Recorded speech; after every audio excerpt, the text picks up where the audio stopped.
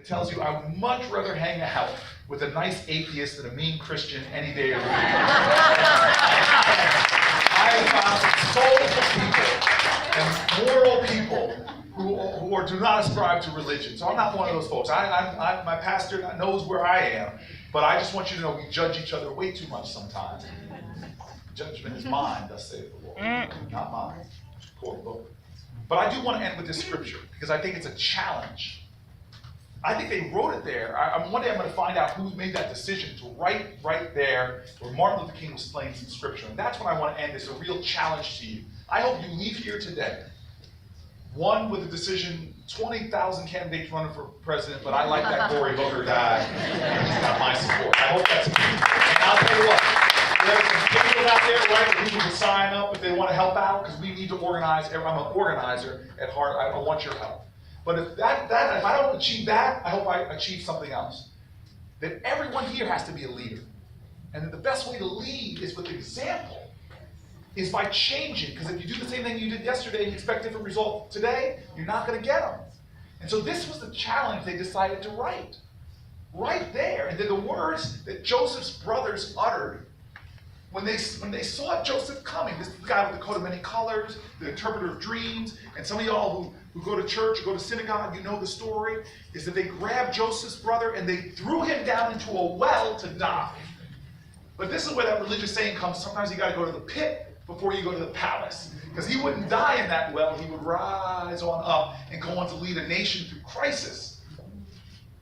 And you all know that there's a lot of Americans that feel like they're in that pit right now. They work full-time jobs and find themselves with more money at the end of their money than money at the end of their month. People who feel like they're in that pit right now, that they're home taking care of somebody with dementia and struggling just to make ends meet. Some people are in that pit right now because they're a public school teacher, the most valued profession in our society, yet they barely are being able to pay back their student loans. They're reaching into their own pockets nonetheless because they love their children and they're paying for food and they're paying for clothing. They're feeling like they're alone in that pit. And if one American is in the pit because of injustice, all Americans are in that pit too. So what does it say where Martin Luther King was slain? You all have a chance, go to Memphis, go to the Lorraine Hotel. It's now a museum, and look down and read this. The first time I read it, I got chills, because it says this, a challenge to all the coming generations. It says this, Joseph's brothers' words, behold, here cometh the dreamer. Let us slay him and see what becomes of his dream. What will become of our dream?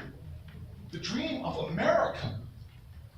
What will become of our dream? The dream that our ancestors died for, the dream that they died for on the beaches of Iwo Jima, the beaches of Normandy. What will become of our dream? The dream that black and white, Christian and Jewish stood together for and believed in and were willing to die for, like Goodman, Cheney, and Schwerner, who died together. What will become of our dream? Will it be diluted? Will it become diminished? Will it become divided against itself? What will become of our dream? And I tell you this, the only answer to that question is in this room, and rooms like this all across America, where Americans decide, you know what, it's now my responsibility to dream again. And I'm going to dream some bold dreams and some defiant dreams. I'm going to dream some humble dreams that my country can be a nation where everyone has access to healthcare, that my country can not just have great public schools, but our public schools are cathedrals of learning, that my nation can be a nation where everyone can retire with safety and security and dignity. These are the dreams that our country needs. And it doesn't just need dreamers.